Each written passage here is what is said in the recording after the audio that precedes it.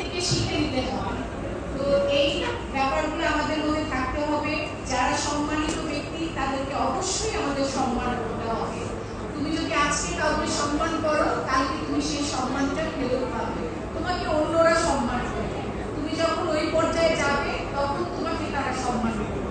কিন্তু জন্মের পর থেকে কিন্তু আমি আশা করতে পারি না যে আমাকে সম্মান করবে। আমাকে এখন তোমাদেরকে সম্মান করতে হবে যাতে ভবিষ্যতে তোমাকে অন্যরা সম্মান করে। এটা ভাইস ভার্সা, এবং এটা যদি তোমরা এই জিনিসটা নিয়ে যেতে পারো, তোমাদের মধ্যে এই জিনিসটাকে গ্রথিত করতে পারো, তাহলে ভবিষ্যতে তোমরা কিছু না কিছু হবে। তো আমি এখানে আসতে পরে পেরে অত্যন্ত